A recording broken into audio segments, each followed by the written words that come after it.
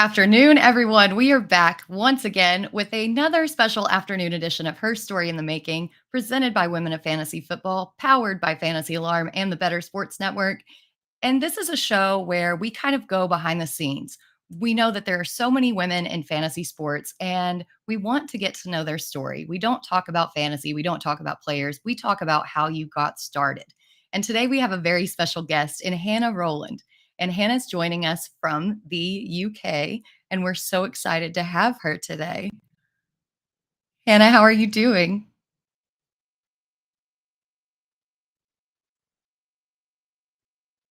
Looks like we might be having a little bit of technical difficulties with Hannah, but we'll get her back on shortly. Hannah works for 5 Yard Rush. She's a writer there. And this year, she's also helping coordinate the UK FFC, which is kind of like the UK's version of the Fantasy Football Expo. The UK has grown tremendously in their interest in fantasy football over the past few seasons. And it's really exciting to see the love of the NFL go international. So hopefully we have Hannah back on soon. She's having a little bit of technical difficulties. Technology's great. Don't we all love it? But there are a couple of things that Hannah does while we wait to get her back onto the stream. Um, Hannah is a musician, which we'll talk about. She also grew up in the UK and actually went to a Bengals game that we'll touch on with her father. She's huge in research. She actually was a finalist in the Scott Fish Bowl. And if any of you guys have played in the Scott Fish Bowl, you know how hard it is to do that with 14,000 something people participating in that league. So that's something that's very exciting. And we hope to get her back on here soon. In the meantime, we can talk about what we've got going on in a couple of weeks. A lot of you listen to SiriusXM Fantasy Sports Radio, and some of the unsung heroes on that station are the producers. So, in on June 27th, we're actually bringing on one of those producers in Shannon Blunt. You know her from working with the Fantasy Alarm Show. Super excited to talk to her. It'll be another afternoon show. So we hope that you tune in for that. And we hope to get Hannah on here shortly. In the meantime, while we wait on her to get back online, let me just talk to you about the draft guide. We all know that NFL season is coming up fast and furious, OTAs, training camp, things like that. Fantasy Alarm is releasing our NFL draft guide on June 15th. So make sure that you guys stay tuned for that. And hopefully, we've got Hannah coming back on so we can try to talk to her. Hannah, how are you doing? I don't know if she can hear me. Can you hear me, Hannah? All right. Well, we'll try to keep working through these. Hi, Britt. Thank you so much for having me. I sincerely apologize. Yes, I can hear you. Can you hear Perfect. me? Yes, I think we're just on a little bit of a delay. You're good. Can you hear me? Yes. You're good. We may need to just go audio only at the moment, just to make sure that we've got Great. I everything going. sincerely apologize. I've got a interesting background. Perfect. So since we're on a little bit of a delay, I just want Any to better? yes, we're just on a little bit of a delay. I think if we do audio only, that may help Is that the working for you, Britt? situation. Yes, I can hear you.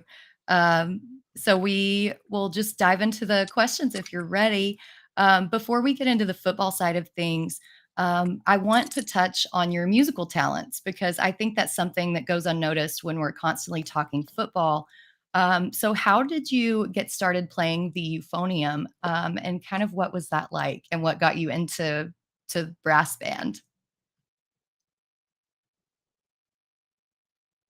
Oh, we may have lost Hannah again. So I'm just going to keep talking about the NFL draft guide. We are going to have so many articles coming out over there.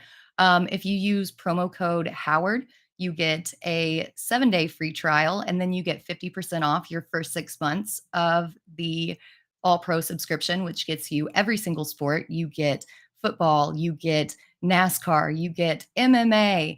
All of MLB will be starting into the off season at that point. So you'll get all of that, plus updated rankings from Howard Bender, Jim Bowden, Adam Ronis, Andrew Cooper will be doing rankings this year. It's just going to be a lot of information, and we hope that you check that out. Um, we are also partnering with Underdog. We are full on into best ball season. Um, Use promo code Fantasy Alarm for a 100% deposit match up to $100. Get started drafting that. Best Ball Mania 4 still has a ton of openings, and it's $3 million to the first place winner. So you should go in. Um, and I think we're going to try to get Hannah back here. Apologies for all the technical difficulties. Hannah, can you hear me?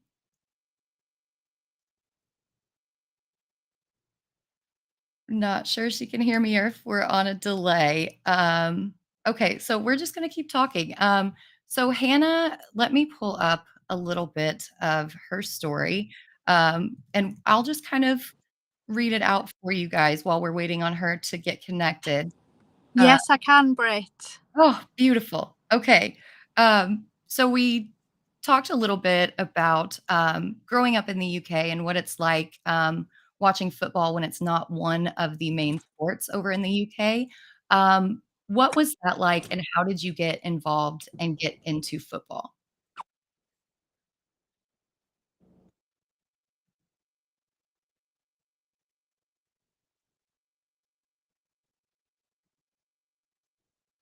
I don't know if she can hear me. So let me just pull up a little bit of what Hannah sent to me.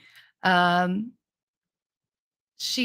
I know that she went to a Cleveland or a Cincinnati Bengals game with her dad. Um, it was a London game in 2016. Um, and she took her father there for his birthday, and her fandom really started from there. Um, she only started playing fantasy in 2021, which is crazy considering that she was a finalist in Scott Fishbowl, like we mentioned. She's obviously knows what she is doing. She loves to research, loves statistics, and loves strategy.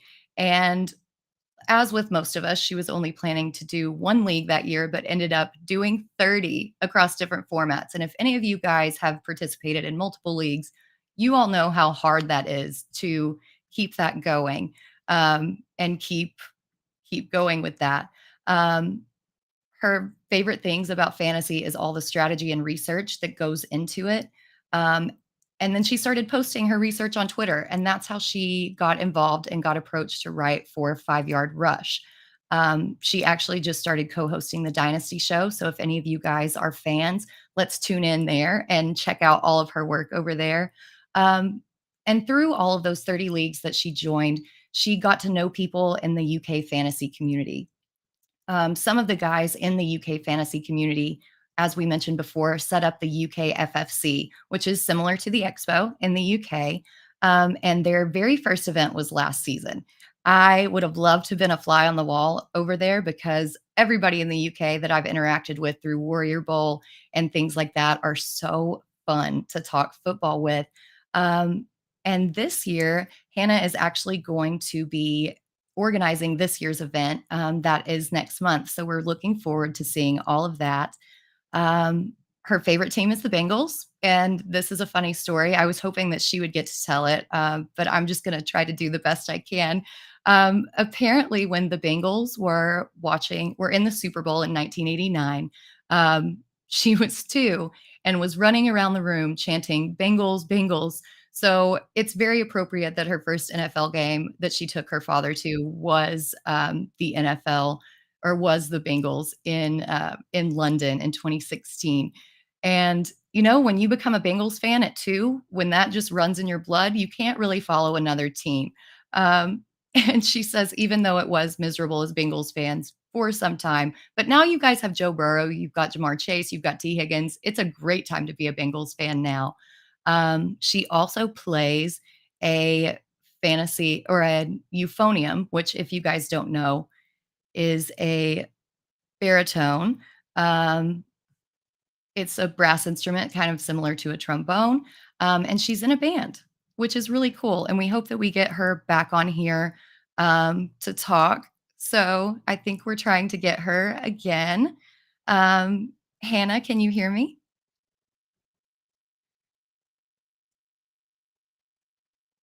I don't know, but we will try it. So there, while we're waiting to get Hannah back on, there is some news in the NFL going on today. Um, it is mandatory minicamp starting in a couple, I guess, this week for the 49ers, the Cowboys, and 7 other teams. I think that we'll learn a lot more about what's going on with the quarterback situation in San Francisco once these mini camps start. How does Trey Lance look?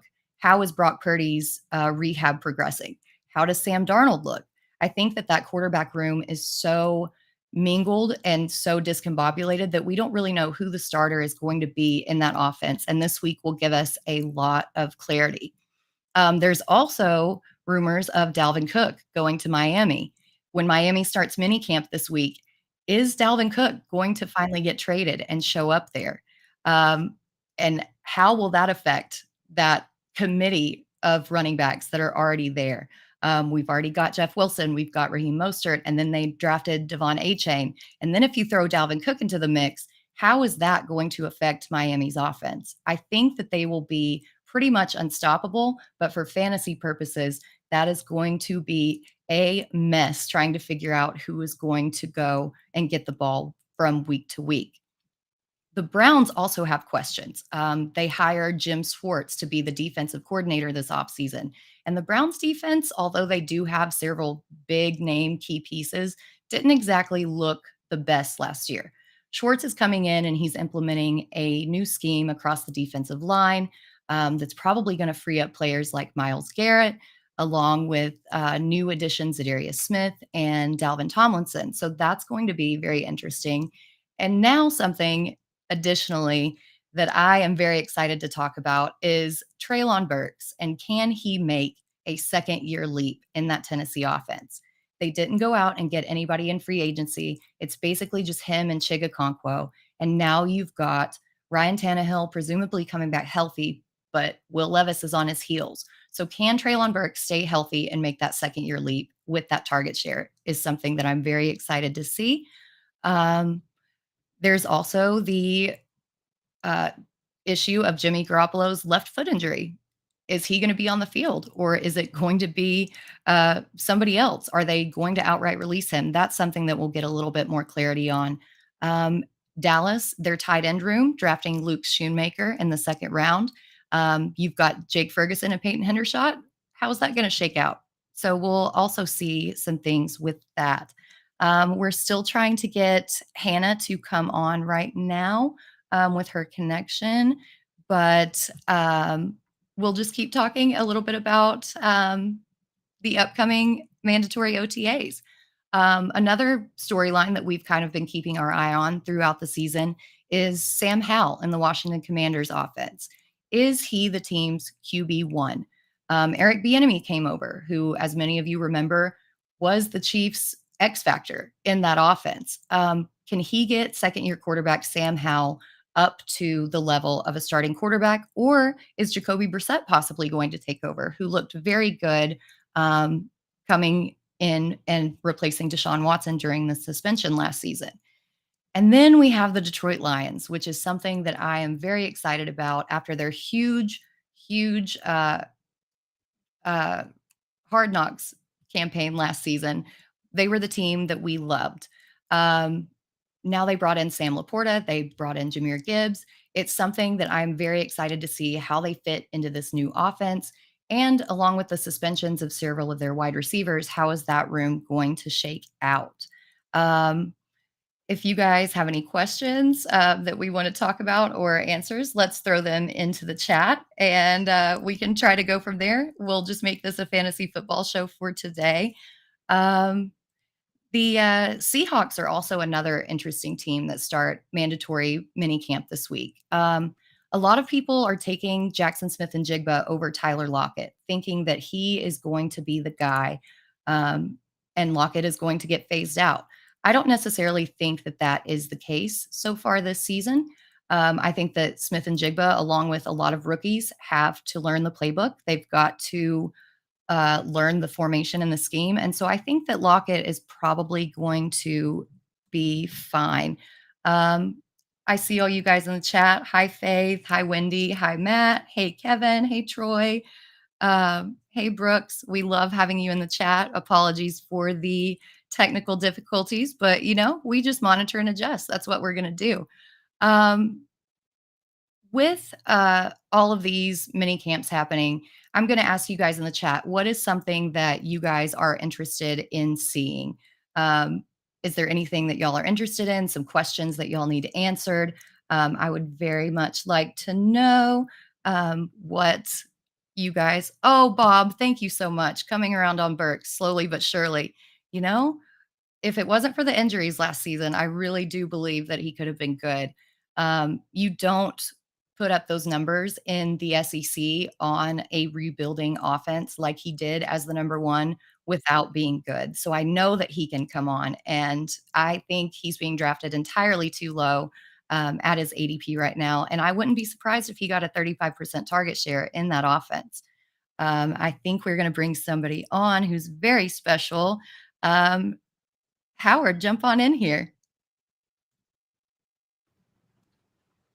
Yes. What's up? We have the ringer, we have the Roto Buzz guy here, saving me from just rambling on about training camp. So, I've kind of talked about all the mandatory mini camps that are starting this week and some of the storylines. Is there one storyline in particular that you're interested in?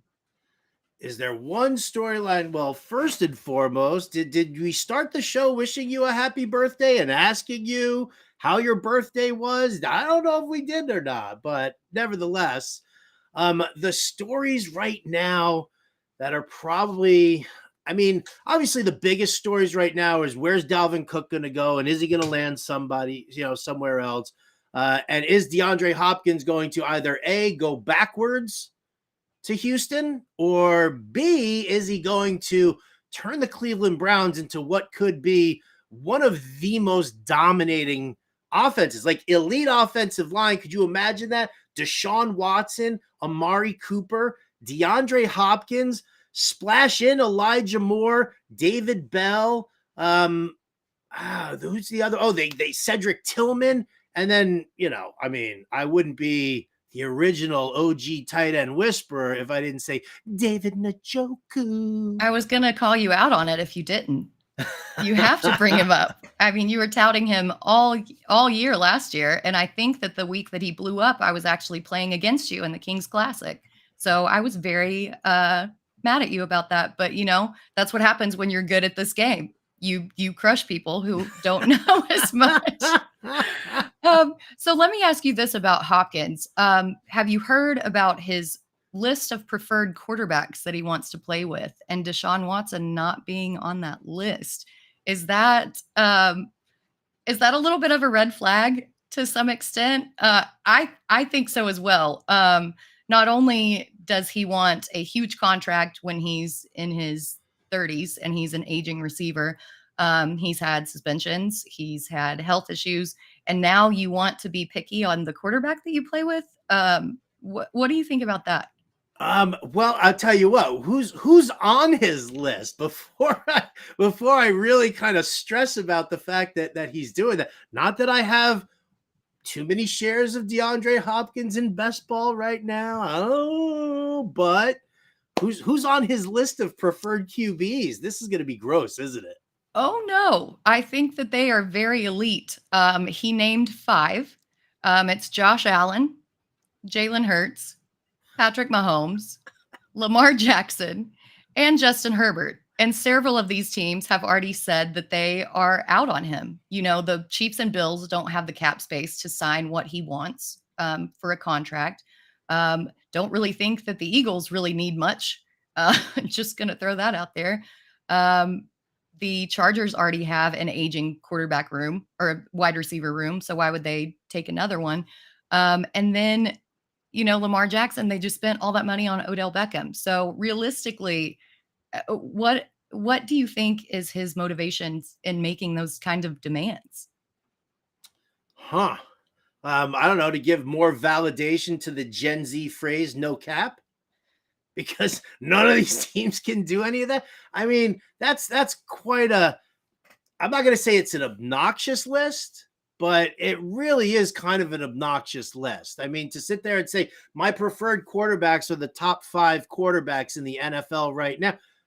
Well, yeah, okay, fine. That's, I mean, listen, if I could, coach any team in the NFL, I want the team that's going to be the easiest to reach the Super Bowl. Like, I mean, that's kind of, to me, it's a little on the lame side. How about that? I think that naming, like, if you snuck in anybody, and I mean anybody, if you were just like, hey, you know what, I'd really love to play with Tua, or I'd really, what, I think I saw Bryce Young in college, and I'd really like to, be a part of, his development. So, again, it's DeAndre Hopkins with, a me first attitude, and again, it's a paycheck player. And if that's really the case, then that's disappointing. And with that me first attitude, if you're showing that off before you even get signed anywhere, can you imagine what kind of cancer that would be in a locker room situation? So I think he's turning off a lot of potential suitors by making those kinds of demands. It's just really puzzling to me. Of course, Colby thinks that Hopkins wants to come back to Houston and play with CJ Stroud, the resident Houston fan, if you guys don't know. Kevin with the Lions, I actually don't disagree with that. I think with all the suspensions and all the problems that they have, and the Lions have done a pretty good job with their cap space as well. So I'll just throw this out there. Where do you think the ideal landing spot for Hopkins would be? Well, again, I honestly do believe that the ideal landing spot is Cleveland. I think that is just, it's a situation. I love Kevin's call for Detroit, because they do, I mean, you want to lock that guy down, especially if Jameson Williams, who was supposed to be their be all end all, is now out for the first 6 weeks of the season. It definitely, it opens it up. I want DeAndre Hopkins to go somewhere where he can be that number 1 target, possibly as a number 2 target. Like, I mean, let's just say, for example, it's not going to happen, but like if you were to go to Minnesota, right, and you could have Justin Jefferson on one side and DeAndre Hopkins on the other, and then all of a sudden you've got a 1 and a 1A as opposed to a 1 and a 2. So, I mean, ideally as a fantasy owner, I just want Hopkins to go to wherever he's going to see the majority of targets. And yeah, I mean, listen, Houston, he goes to Houston, he's going to get force-fed all those targets. And whether there's double coverage or the top corner is on him, it doesn't matter. You still have to, feed him all of the, all of the work. Absolutely. I want to ask you one more quick question before we go here in a few minutes. With all the Jimmy Garoppolo talk, isn't that a mess? And so Devontae Adams is still getting drafted at the end of the first, beginning of the second. If Jimmy, I mean, first off, I'll phrase it this way. Are you comfortable drafting him there with all the uncertainty? Second, if Garoppolo is dropped or traded or just completely phased out, where does that leave Adams? It's a really tough spot. Like, the fact that Josh McDaniels really doesn't have a backup plan. I mean, his backup plan is Brian Hoyer. And no, I'm sorry. Maybe Hoyer understands the offense and the scheme and the verbiage that you want to use, but he's still Brian Hoyer. And that's like, I mean, it doesn't sit well with me. And now it's bumming me out about Devontae Adams, because here's a guy who can be an absolute, slate breaker for you if he's got the right rapport. But, a hobbled Jimmy Garoppolo, that's a lot of quick passes to Hunter Renfrow and Jacoby Myers. That's not, waiting for Devontae Adams to run his route. So, I mean, yeah, this whole situation scares the bejesus out of me, because you're losing out. If you've got, I mean, think about it here. If you wanted to draft Josh Jacobs, if they've got Brian Hoyer, then you're probably stacking the box a little bit more often than you are, with like a normal QB under center. So, Yeah, this is a huge bummer for the Raiders, and I'm definitely lowering my expectations here for Devontae Adams. It's kind of depressing. It is depressing because he is perennially one of the best receivers in the entire league.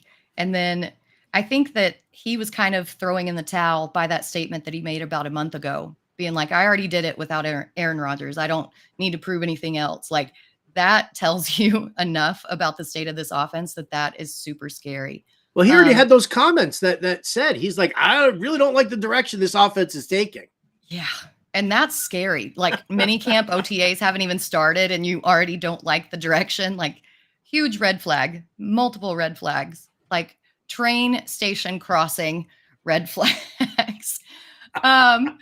So let me ask you one more quick question before we end it here. How do you feel about the 49ers quarterback room? And who do you think is actually going to emerge as we see a little bit more in OTAs and minicamp?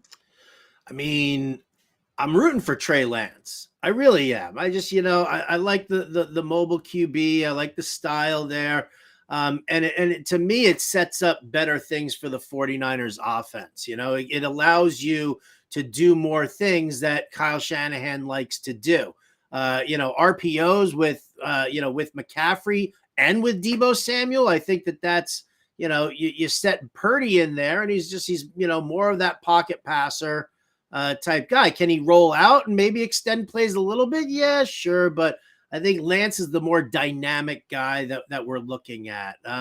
Shout out to the football IQ of Brock Purdy, but there's a reason that he was Mr. Irrelevant and half a season playing under Kyle Shanahan when Christian McCaffrey's your top running back and you've got Deebo Samuel and Brandon Ayuk. It's not really tough to do. Yeah, I think Trey Lance and his hairline deserve a second chance, a fair chance. God bless all the memes that we're going to get in this off season. But Howard, thank you so much for joining us. It's great to talk football with you all the time. We hope to get Hannah back on here soon. And don't forget to join us on June 27th at 2 p.m. Eastern, where we have Shan Blunt. So we hope to see you there.